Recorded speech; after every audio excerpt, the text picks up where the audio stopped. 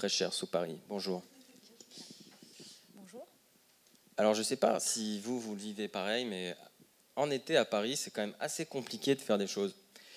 Il fait très chaud, on a du mal à se déplacer, on n'a pas envie, on a tout simplement envie de rester chez soi et de se cacher dans un frigo. Pourtant, parfois, on marche dans la rue et on sent des petites bouffées de fraîcheur comme ça, mais ça vient d'où ? Apparemment, tu n'es pas au courant, peut-être que vous l'êtes, mais il y a énormément de galeries et de souterrains qui existent déjà sous Paris et qui sont naturellement frais. Naturellement frais ? Eh oui. Mais pourquoi est-ce qu'on n'utilise pas tous ces infrastructures ? Bonne question.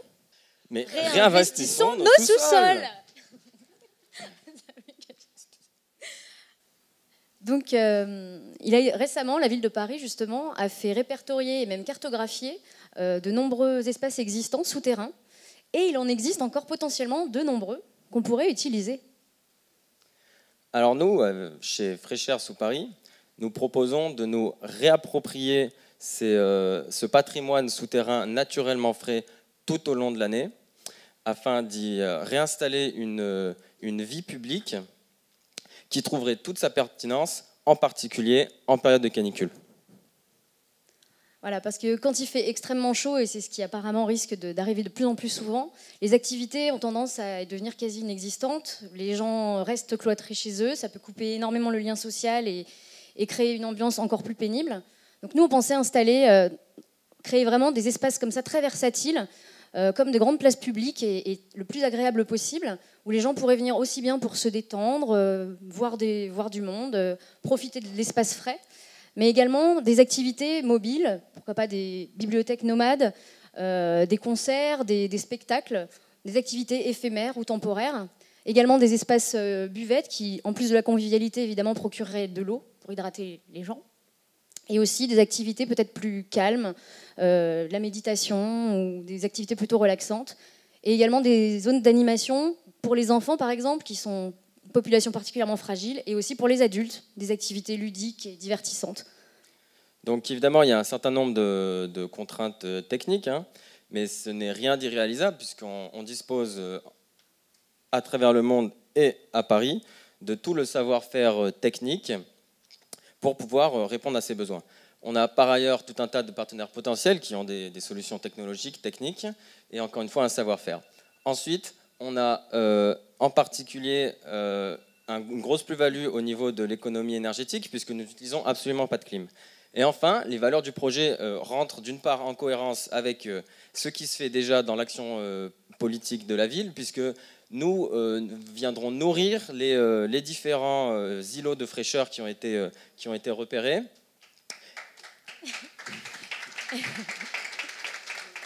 Et nous renforçons le lien social en période de canicule. Voilà. Vous avez parlé des contraintes techniques, vous avez mentionné des partenaires potentiels, vous êtes assuré de la faisabilité. On pense que si on réunit un nombre important de personnes dans des sous-sols, ça pose quand même des problèmes en matière d'oxygénation, d'aération, etc. C'est faisable parce qu'on a le métro, par exemple, on sait le faire déjà. Et on en a parlé avec plusieurs personnes qui étaient tout à fait d'accord par rapport à la faisabilité de ça. Il y a également des modèles dans d'autres pays, notamment à Montréal, où il y a véritablement des villes souterraines. Donc ça existe déjà. Helsinki. Alors nous, en ce qui concerne les contraintes, donc pour l'oxygénation, donc on peut nettoyer l'air avec les filtres à carbone de Coulair. On a pensé à la lumière avec véhiculer la lumière du soleil par la fibre optique avec Eki, que vous voyez ici. Une application citoyenne des riverains par les associations, donc ce sont des partenaires aussi, qui emmènent les gens dans le lieu. Et puis, voilà. Donc, on a aussi les services techniques de la ville de Paris qui sont des conseils pour nous. Est-ce que vous ne pensez pas que cette proposition peut avoir un coût énorme ? Je pense que comparativement à ce qui peut être proposé au regard des enjeux climatiques qui nous attendent, non, cette proposition n'a pas forcément un coût énorme, puisqu'on se base justement sur l'existant et sur une fraîcheur naturelle. Et il y a également la ville de Paris qui a déjà lancé des appels d'offres pour réinvestir, restaurer, réutiliser ces zones. Donc on pourrait clairement peut-être profiter de cette volonté publique. Et je pourrais même dire que, vu la pression foncière, ça pourrait même être une source de richesse. Et on a cherché aussi des solutions pas très énergivores. Donc, a priori, ça va être coûteux dans l'installation, mais après, dans l'exploitation, ce sera moins coûteux.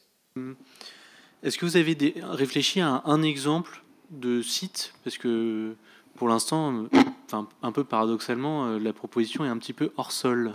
On a pensé en particulier aux anciennes carrières qui se trouvent dans le sous-sol de Paris et qui constituent un réseau de plus de 300 km.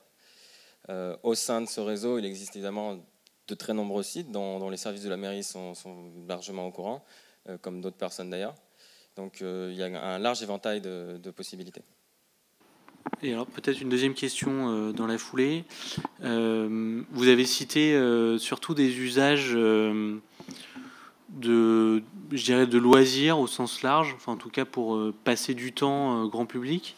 Est-ce que vous pensez que les sous-sols peuvent aussi accueillir d'autres types d'activités que ces moments un petit peu de détente ou de passer le temps au frais?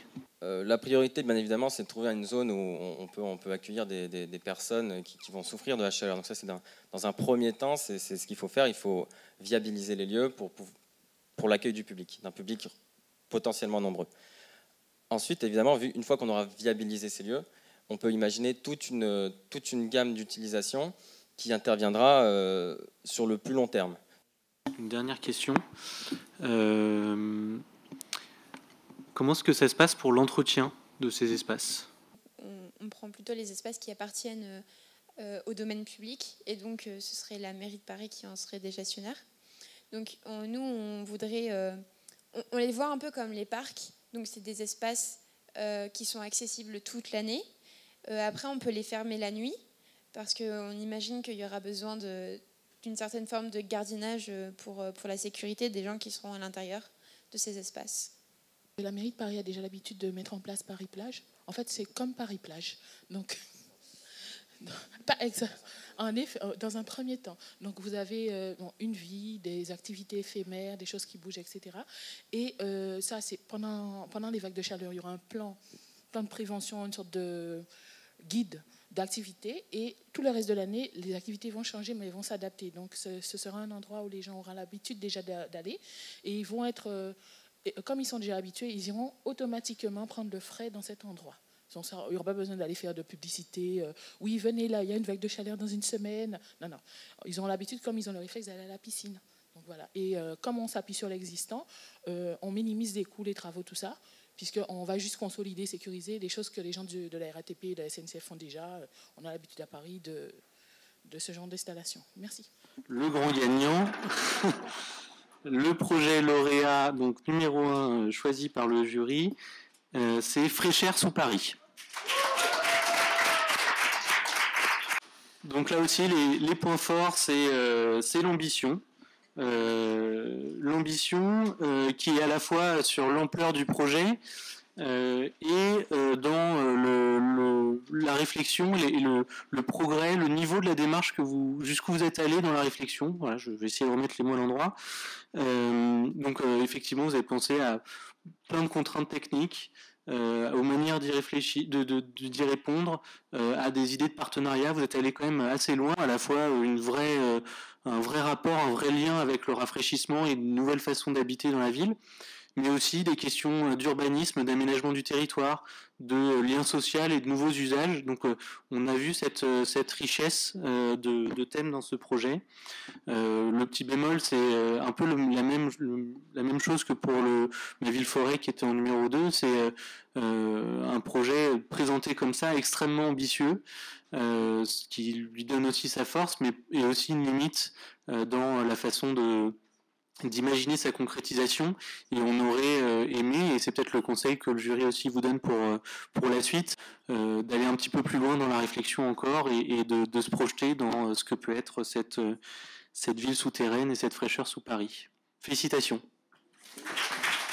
Donc nous sommes l'équipe Fraîcheur sous Paris, et notre projet c'est de réinvestir les sous-sols parisiens, donc d'utiliser les espaces qui existent déjà dans les anciennes carrières, et de les transformer en espaces de vie, en lieux publics, pour que les gens puissent réinvestir leur sous-sol. Et donc, c'est un projet qui va permettre d'utiliser des espaces qui sont naturellement frais. Donc, pendant l'été, ça va être très agréable d'y aller. Pendant la canicule ou pendant le reste de l'année d'ailleurs, parce que même en hiver, ce sera des espaces qui ne seront pas trop frais. Et ça nous permettra aussi d'avoir donc plus de lieux publics et de renforcer le lien social. Voilà. Alors, au cours de ce climaton, qui est notre première participation quasiment à tous, il faut dire que sans l'encadrement de l'équipe organisatrice et sans les experts qui sont venus pour nous aider à structurer, à conceptualiser notre projet, parfois même à le corriger en cours de route, nous avons, grâce à eux, abouti à ce résultat que nous vous avons présenté. Donc merci à I4CE, merci à ClimatKick et à tous les experts présents.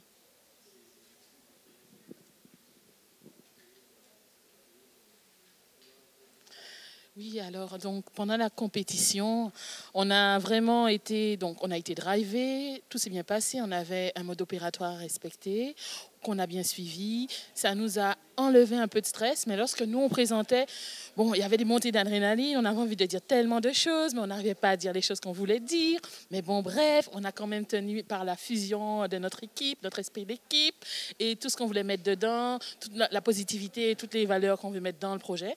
Donc on a quand même réussi à vraiment faire quelque chose de très très concis, et que ce soit compréhensible par le jury. Donc, merci beaucoup d'avoir compris notre projet. On espère que cela vous a plu. Et on va voir à la prochaine, la suite, comment ça va donner. Merci beaucoup. Donc, je pense qu'on est, on est tous les 5 très fiers d'avoir participé à ce climaton, qui est une excellente initiative dans les villes. Et on est également très fiers d'avoir gagné. Donc, c'est intéressant de se retrouver si vite au centre de l'attention. Personnellement, j'en retire beaucoup de plaisir. Je pense que mes partenaires également. Et donc voilà, j'espère que ce genre d'initiatives pourront perdurer dans le futur et porteront tous leurs fruits. On espère vraiment qu'il y aura une suite à tout ça. Avoir gagné ce climaton, pour nous, je pense que ça a vraiment du sens. Et apparemment, on va vraiment être mis en contact pour qu'il y ait une suite à ça, une suite concrète. On sait que c'est viable, parce qu'encore une fois, les experts nous l'ont confirmé. On sait que ça existe déjà d'une certaine manière dans d'autres villes, dans d'autres pays, et même ne serait-ce que par le métro parisien. On sait qu'il y a plein de possibilités sous terre. Et c'est véritablement l'avenir. C'est très urgent, ces histoires de canicules de plus en plus courantes. Et il est essentiel de trouver des alternatives à tout ce qui est climatisation, qui demande énormément d'énergie et qui amplifie encore plus ce phénomène de canicule à répétition. C'est un cercle vicieux, et nous, si on peut essayer de créer un cercle un peu vertueux en proposant quelque chose comme ça, en créant une nouvelle ville plus intelligente quelque part en dessous, c'est assez génial. Et je pense qu'on est tous très très fiers, qu'on a très envie que ça se concrétise. Et on va rester en contact avec tout le monde et entre nous. Et voilà. Et on est très contents. Moi, j'ai vraiment envie de le dire. Voilà. Merci.